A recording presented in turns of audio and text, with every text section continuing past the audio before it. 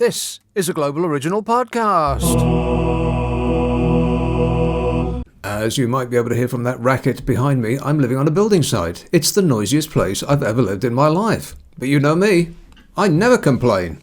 This week, how we avoided World War III, who looks like a Lord of the Rings character, what 5G will make more difficult, and whose fault everything is. But first, in spring 2019, at least someone was excited at the imminent arrival of the Screaming Mimi. Yes, hello. I've been waiting for you. Hello. Hello. Michael says, shame on the Sun and Tom Newton-Dunn for giving Trump such a soft interview and allowing him to perpetuate his lies and petty grievances. Well, the Sun is the same stable as Fox News in America, which is the state broadcaster in America. Fox News exists to flatter Donald Trump and essentially tell him what to do next. Donald Trump's not really the President of the United States of America. He thinks he is, but it's really Rupert Murdoch. Sue says, I heard that Rory Stewart MP is really called Rodney Stewart. Is that true? Well, I tell you what, and I don't mean this to sound offensive, but he looks like a Rodney. That is actually true. He looks like a Rodney. He says, could we really have a PM called Rod Stewart? No. He says they even look alike. They do not look alike at all. Rory Stewart and Rod Stewart look alike. In what parallel universe? Get your eyes seen to, Sue. And Bo tweets, will you Brits greet Tiny Hands Trump with a big blow-up doll? Yeah, you betcha will. You betcha we will. Everything is been prepared. There's a giant baby blimp that's going to be flown over London. Life-size. Huge. Here's a call in Bromley. Hello, Luke. Hello, good evening. Yes, for me it's a good day for the President coming, and I'll be in London celebrating and welcoming the President of America. Yes. Not welcoming Donald Trump, it's not a personality contest, but I will be welcoming the President. Right, and in what manner will you be welcoming him? Oh, we'll be there waving him, I suppose, and there'll be a group of us, and it's just a matter of acknowledging that we are friends, shoulder to shoulder with the most powerful country in the world. I think that's a pretty good place to be. Friends? Well, we're not enemies, are we? Well, I mean, China I don't know. Tell me tomorrow whether we're friends or not. He was friends with Canada, and he was friends with Mexico, and he was friends with North Korea, and he was friends with Russia, and he just changes his mind like the direction of the wind. Well, I don't think we're friends with North Korean things. We just put up with each other. No, he was friends with North Korea. No, he's not. He's not. Yeah, he is. He cozies up to dictators, and he slams his country's traditional friends. That's what Donald Trump does. Have you not been paying attention, Luke?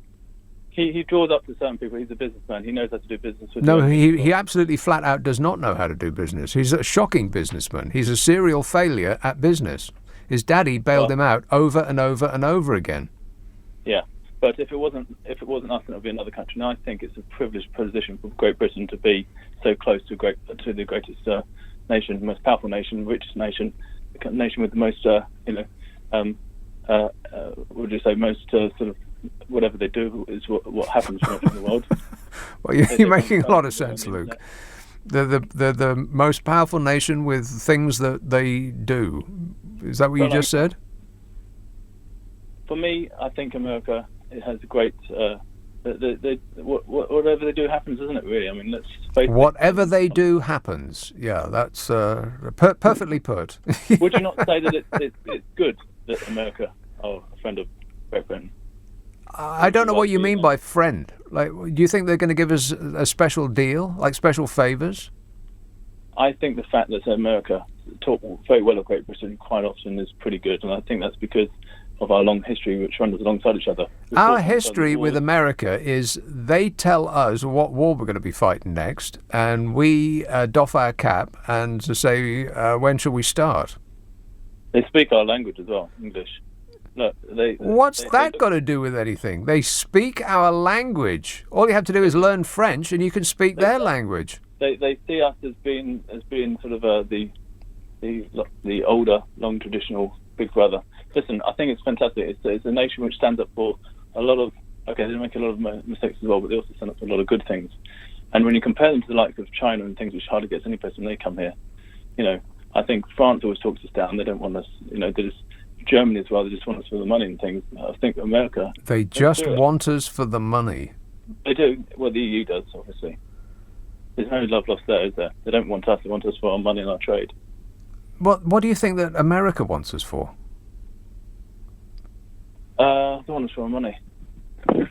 Yeah, okay. All right, another troll. Back under your bridge, troll. Think about your argument a little bit more before you call in next time. Whatever your argument is going to be. Probably the opposite of what you just said. I was unconvinced from the moment you started speaking. Trish says, Nick, have you thought that Donny might be listening in? He might have black vans with men wearing dark suits and glasses strategically placed around the Capitol, listening for naughty talk about him. I've got a bunker where I work, so you can hide out while he's here. I'll see you at the door, Trish. I'll be banging on the door come Monday morning. Sam in St Albans says, Prince Philip's retirement was engineered by Her Majesty. She didn't want him and Trump at the same table out gaffing each other and causing embarrassment or an international incident that precipitates the next world war. I'll bring us into war. Yeah, we don't need any help in precipitating the next war. Don is going to do that all by himself for television ratings. That is actually true. He is the most unpopular president in modern history. No president since the Second World War has ever not gone above 50% in popularity, except Fat Donny. Only him. Which is why he obsesses about ratings all the time. I mean, he's not an actual businessman. He's a person who played a businessman on television, remember. He's a reality TV star. And your success on television is all about ratings. And the ratings obsession is just an extension of his desperate wish for approval from his daddy. Daddy didn't give him any approval. God, if only he had, then we wouldn't be in this mess right now. If he hadn't just kept bailing him out and gave him a hug every now and again, then we wouldn't be in this mess. And we would never have heard of Donald Trump. If, after losing his first $100 million, Donald Trump's daddy hadn't bailed him out, we would never have heard of him. And all of the people whose lives he's ruined, all of the misery that is left in his wake, that would never have happened. Wouldn't that be great? This is more proof positive there ain't no such thing as God, Ken. That is my religious belief, and it's just as valid as yours. I think that's the law. Edward says, I saw a large triangular object hovering in the sky nearby. I've tried to text you a picture of the alien aircraft, but it won't allow me. It was a large, dark, metallic blue and tilted around one way. No drone could. It's aliens, Nick. Okay, a few fewer of those, I think. A few fewer of those. And no jokes either. Trevor in Coulsdon. Nick, could it be that Donald Trump is actually an alien? Oh, God, another one. Dave tweets, Donald Trump has an appeal far beyond your constant insults. He has an appeal beyond my insults? Well, why would my insults be part of his appeal? That makes no sense. Maybe the rest of it does. He says, even my 7-year-old and her school friends know about him and get excited when they see him on TV. That's not true. You're lying about that, Dave, aren't you? He says he's not perfect, but who is? Yet he has a genuine desire to make America great again, and he's not doing too bad. He's doing really, really badly. Unless you're a millionaire, in which case he's doing really, really well. I make $400 million a year, so what difference does it make? If you're Donald Trump, then you've made a ton of money out of Donald Trump being the president of the United States of America. If you're a farmer in the Midwest, not so much. All of those people that he said that he was going to help, well, hope springs eternal, but I think I would abandon all hope at this point. He ain't going to help you any more than he has already. And he hasn't helped you at all already. I mean, they will figure it out eventually, I suppose. But, once you put it's kind of the same with people who think that Brexit is going to give them a better life. It's going to give them the life they've always hoped and dreamt about. I mean, how much evidence do you need that ain't the case? But once you've put all of your hope in something, then it's a little bit difficult to let it go, ain't it? It's a little bit difficult to admit that you may just have been conned. 0345 6060 973, text 84850, email nick@lbc.co.uk, and if you're on Twitter, it's @lbc. Friday and Saturday night at 10, Nick Abbott, LBC. It's just past 11:30, the news headlines with Serena Farrow. The Home Office has confirmed 8 boats with 74 migrants on board have been intercepted in English Channel during today. Their nationality... Nobody knows who the hell he is. This says Rory Stewart looks more like Gollum. Gollum. It looks more like Gollum than Rodney. My precious stupid fat hobbit. Steve says, your caller was saying about Trump banning 5G. I think that every country should ban it. Social media has caused so much trouble and upset, and I can see 5G causing more trouble. No, it won't. It'll just allow people to download films, to nick films, more easily and quickly. But apparently it will make the weather forecast less reliable. Less reliable. Can you believe that? No. Apparently so, because 5G is looks like clouds of moisture from satellites. Satellites in space, looking, where satellites are mostly kept, looking down on Earth, can't tell the difference between clouds and 5G signals, apparently. And so the weather, so you'll be able to download a film to watch it on the tiny screen of your phone more quickly. Why would you want to do that? It's mystifying. But you'll be able to do that. It's just that you won't be able to know whether it's going to be raining while you're doing it. This show's educational, ain't it? Negative. Chris says, on MP's real names, Gordon Brown's first name is actually James. James Brown, really, the hardest working man in show business? No, that's Tony Blair. Could he possibly fit in another job? No. And Theresa May's first name is Brian. He doesn't look like a Brian to me. And this one says, Donald and Boris share the same star sign. I think that's why they have a very similar temperament. Now, you're trying to play me like a marionette, ain't you? You want me to put on the temperament thing. And I'm trying to find it, but maybe it's... Because I've got a gap in this board here where one of my effects has dropped off, and I guess that's it. The temperament one. I have a great temperament and a huge temperament. My temperament is totally huge and under control. That one. So, unfortunately, I don't have it, if that's what you were after.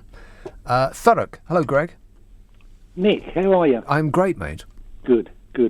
Yeah, I'm getting fascinated by this whole... it's like a soap opera in America. Mm. And I listen to quite a lot of the American news programs now. Which one? Rachel Maddow. Okay, CNN. Or is that MSNBC? No, MSNBC. Yeah. FYT, the Fine Young Turks. I don't know that. Oh, that's quite a good station. But that's not really news. I mean, Rachel Maddow, if you don't know, the way Americans do news is not really like we do news. We sort of present news as here are the facts, whereas in America it's here's what I think of the facts. Yeah. Oh, yeah. It's a round table. There's a lot of that going on, but there's the sort of the port and Fox. I mean, I do call into Fox just to see what they're up to. But I can't stay with them. I mean, Fox News is the state broadcaster. It's like Pravda. It's essentially controlling Donald Trump, like he's on remote control. Yeah, he hoovers it up because they just slather praise all over him like butter on hot toast. Yeah, and they just smooth it all over him and then tell him what to do. Essentially, they will say one thing. And in the morning, but as soon as he gets up, he turns on Fox and Friends, which Yeah. just basically tell him how huge and tremendous and great and handsome he is, and then they'll slip in that maybe if Donald Trump is watching, maybe he should be concerned about this issue, tax cuts for billionaires, for instance, and then he'll tweet what they've told him to say, and then that will instantly become government policy. Yeah. Rupert Murdoch's just he is controlling him like a puppet. Yeah, it's astonishing, really, that the quality of the reporting, well, not the reporting, but the opinions from Fox are so outrageous, and their positions on it, and you just think, did I hear that right? Yeah, it is amazing. When you hear the news from the other side, so to speak, from the Liberal side and what have you. The fake news media. Yeah, and what they report that Trump has said or is doing or whatever, you think to yourself, this is almost as astonishing as what Fox News position is. Are they, is this actually, can this possibly be true? Some of the things that he says and does, and I went back on the school shooting, where he had a group of lawmakers or whatever in an office, and he was flapping his gums, and he actually said, this is where the security guy wouldn't go in. I think he was a local policeman. Yeah. And he said, you know what? I would have. I don't know about the rest, but I would have gone in there even without a gun and taken the gun out. Sure he I'm would. Sure the rest of you would as well, because I know most. And I thought that was the point where I thought this is now beyond a joke, and how we can say those things. But what I called up Mr. I've got a note from my mummy that says I can't go to war, is now an Arnold Schwarzenegger hero. Affirmative. Yeah, sure you are, Donny. He loves swaggering around. But I know you're not too keen on the Queen, right? But the next few days, I don't know what a daily rate is, but she is going to earn her money. A daily because rate? I'll tell you something. A daily rate? Yeah. Is that what you said? I'll tell you something. I think she's probably on about £100 an hour, minimum. Yeah, minimum. I'll tell you what, if Downing Street phoned me up and said, look, she's been taken short, could you host the dinner? I'd do it. The only rules are that you can't put your hands round his throat and you've got to smile and be nice. Yeah, even if he grabs you in an intimate area. Yeah. Because, he's famous and people let him do that. Yeah, that would be one request and call from the country that I just couldn't. I'd do it. I'd fight you for that position, Greg. No, I'd do it for nothing. Beat that. You wouldn't have to, because I'll be carried out in handcuffs. Okay, thanks a lot, Greg. Thanks for the warning. Cheers, mate. 0345 6060 973. Natalie says, no doubt you saw the story about the USS John McCain being sidelined during Trump's trip to Japan. Yeah, John McCain, the actual real-life war hero that Donald Trump said he didn't like because he prefers people who didn't get caught. John McCain got caught by it was the Korean War, wasn't it? Or was it the Vietnam War? One of the two. Anyway, he was caught. I think he spent 5 years as a prisoner of war. During which time he conducted himself in a heroic fashion. And Donald Trump, the guy who had a phony note, made-up note about a made-up a millionaire's complaint, which said that he didn't have to go to war, actually had the nerve to say, I prefer people who didn't get caught. Anyway, and so he is an American hero, John McCain, to the point that they named a warship after him. And Trump's people, whether or not that Donald Trump had personally anything to do with it, and I'd be amazed if he didn't, they covered the name of the USS John McCain just so that Donald Trump's eyes did not fall upon something that might upset him. Anyway, Natalie says, no doubt you saw the story about the USS John McCain being sidelined during Trump's trip to Japan. I saw a great comment online from a woman who said that she was renaming her uterus John McCain just so the Trump regime would then stay the hell away from it. In these dire times, it seems like humour is one of the few things left to get us through, says Natalie. Yeah, well, I suppose you've got to laugh, ain't you? Otherwise, they win. Hello, Ben. Hello, Nick. Ben. Yeah, I mean, when when the extreme right-wingers on television are confronted by people like Andrew Marr, for instance, who voted Brexit, and confronted Nigel Farage when he was talking about putting up a candidate in the Peterborough by-election, and he questioned about his other policies that he's quoted in the past of saying that the National Health Service should be insurance-based, which means privatisation of the whole thing. And they object, and they start blaming the person that's actually asking them the question on what they've actually said themselves. That was one of the most embarrassing and pathetic things I've ever seen on television, to complain in a political interview that you were being asked about the political opinions you have expressed. As he complained that he wasn't directing his own interview. Yes, and I just reading Institute for Public Policy and Research. Say, for instance, Boris is voted in as Prime Minister, and Andrew Marr has him on television and says, well, the Institute of Public Policy and Research have just come out with a report which says your government caused the early deaths of 131,000 people since 2012 because of austerity. What sort of answer would he give? I mean, would he waffle and shuffle his papers around like he normally does? Yeah. Or, he would give an answer that he'd come prepared to give. He wouldn't answer the question. He would say, "Oh well, you know, under the Conservative Party, we have pledged to spend hundreds of millions of pounds more on the NHS than anybody in Labour has ever done, and look at Labour's record," and as though the Conservative Party had never been in power. Well, one of the few things Tony Blair did do was he funded the National Health Service by 7% every year, increased by 7% every year. And since 2012, right up until recently, this government have funded it by 1.3%. So that they must have known when they decided that there would be deaths caused by that. Because if you don't keep up with illnesses and you don't address the older population, then obviously you're going to cause death.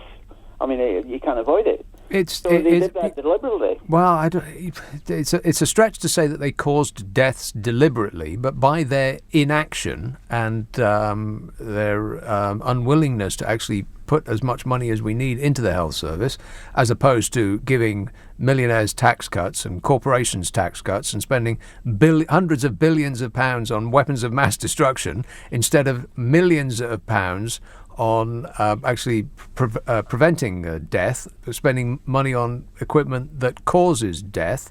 They've shown us where their priorities lie.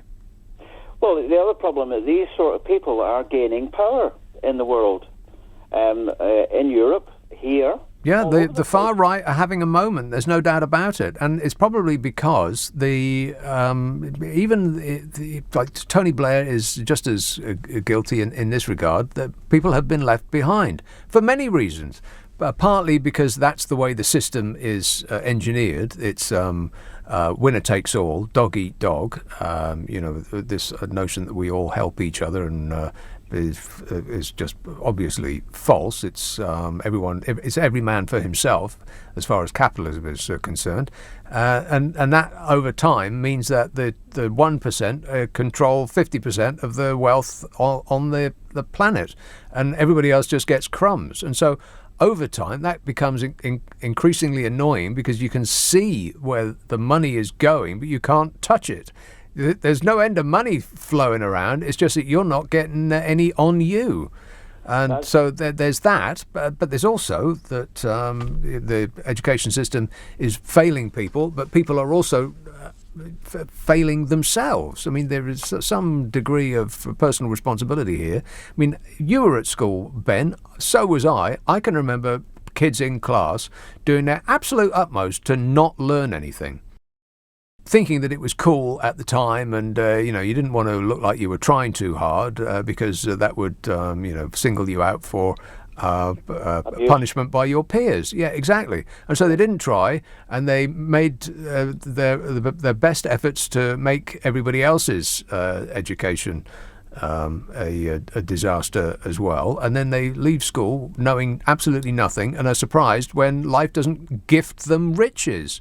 there's plenty of reasons why people are dissatisfied. And if somebody comes along and says, the reason that you don't have the wonderful life that you expected for yourself doesn't have anything to do with you, it doesn't have anything to do with luck, and it doesn't have anything to do with the system. It's all those people's fault. A small, easily identifiable minority of people below you on the ladder. And that message plays really well. And and that message is having a moment at the moment. And we should all be very concerned about that, because we just look at the History Channel, we know where that leads. Well, the causes of Brexit were the ignorance of all governments of any colour since about 50 years. Because, it's 40-odd years since we joined the Europe. Didn't they expect that the population might rise and people would arrive from Europe to want to work here and use the services here and all that sort of thing? They never planned for anything of that. They never built enough houses. They never built enough infrastructure. Yeah, and it's all on us. That is all on us. Germany has built enough houses. Germany's built enough infrastructure. They don't have that problem in other countries, our direct competitors. It's us in this country. It's our fault. For the things that ail us in this country are specifically our fault, but nobody wants to blame themselves. Nobody wants to blame their own choices in life. It's much easier, better, more satisfying to blame somebody else. I feel lightheaded. That's what I feel. Yeah, I think it must be the 5G. Peter tweets, I'm surprised that they're installing G5. 5G, you mean? Its radiation is much more dangerous than any previous network, he says. Firemen in the USA have already forbidden the masts being erected by their stations. If you can see the mist of radiation from outer space, it illustrates why. Yeah, well, it is alarming when the meteorologists are saying that 5G is going to prevent them from giving us accurate weather forecasts. And that ain't just, it's going to be raining outside, so take your wee coat. You know, like that woman on the telly in the morning says, you want your hat and your coat? Not just that. It's all sorts of people rely on accurate weather forecasts. Like farmers, for instance. And, I don't know. There's no end of things. Like the military, I'm sure, rely on accurate weather forecasts, for a start. And we will be preventing meteorologists from giving it to us. Apart from anything else, apart from whatever else 5G does. I mean, I was convinced that my Wi-Fi was giving me a headache, to the point that I called up my landline company and said, my internet company, I said, turn it off. Because it spews out a signal that isn't just for the house. It spews out a really, really super strong signal that's for other people outside the house. You know, they don't get to, I presume, unless they have got equipment that can enable them to do it, but they don't get to piggyback on my signal, but it's for everybody. And so I thought, if I'm sitting right next to that thing, then no wonder I've got a blooming headache. So I called them up and I told them to turn it off. Must have thought I was nuts. I said, I'm sitting here, I've got a headache. Turn that thing off. And they said, yeah, right, sure. That's what we'll do. We'll do that straight away. And they didn't. Liar! They did not turn it off, even though I had specifically instructed them to do it. They just thought, just ignore him, he'll go away. And I did. Rob says Donald Trump has got really, really tiny hands. That's because he's never done any real work. No, he got Daddy to do it all for him. Let's have a call in Barnet. Hello, John. Hello, Nick. Yeah. Hello, John. People in glass houses shouldn't throw stones. That's a good idea, yeah. Did you come up with that yourself? No, in 1996, when you got sacked from Virgin Radio. Yeah. Oh, God, where's this going? 1996. Was that the before they rehired me? I think they fired me, and then they fired the guy that fired me, and then they rehired me. Yeah, I think that's how it happened. Although whether it was 1996 or not, I mean, I'm not very good on dates. Not very good on dates and history and such. But anyway, John, thanks for that walk down memory lane. Yeah, a guy fired me, and then they fired the guy that fired me, and then they rehired me, realising their terrible mistake.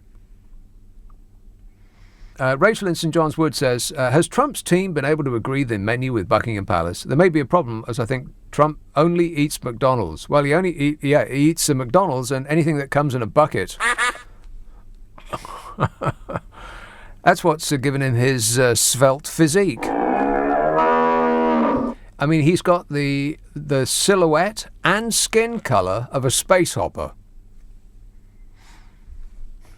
Human beings don't ordinarily come in that shape. Ain't that right, Donny? Oh, shut up! Ben in Mansfield says, Humpty Trumpty wants a Great Wall. Humpty Trumpty wants Mexico to pay for it. I'm building a wall, okay? I'm building a wall. I'm building a wall, okay? I'm building a wall. Yeah, you ain't building a wall. You know how much wall he's built so far? 20 miles. I would build a great wall, and nobody builds walls better than me, believe me. Yeah, believe me. Every time he says believe me, don't believe him because he's lying, which is all the time. Believe me, believe me, believe me, believe me, believe me, believe me, believe me. Okay? No, not okay.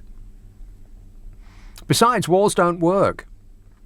Just ask a wall expert. If there's a concrete wall in front of you, go through it, go over it, go around it, but get to the other side of that wall. Yeah, piece of cake. Craig tweets, any chance you could spend the last hour talking about the Liverpool Football Club's amazing victory in the Champions League final tonight? No. In a word, Craig, it's a no from me. But the lads done great, and it's all credit to the lads, and the lads done great, and it's all credit to them. If that's any help. And that's it. If you subscribe to this podcast, you'll find the next episode gets squirted up your life on Monday, as though by magic. And don't forget the podcast that I do with Carol McGiffin, which is called What's Your Problem with Nick and Carol, in which Carol McGiffin and I try to solve people's problems while laughing our faces off. If you would like us to have a bash at your problem, then simply send it to the following address, nickandcarol@global.com. That's nickandcarol@global.com, and prepare to be completely satisfied. That's not my stomach, by the way, that's the drilling and sawing and banging and crashing. It's like this all day long. But never mind, it's only life. There's also the podcast that they do of my show called Nick Abbot, The Whole Show. Do an internet search on Nick Abbot podcasts and all three will become apparent. And I'll be back on the radio Friday, Saturday and Sunday night at 10. And until then, I'll be seeing you. Bye-bye.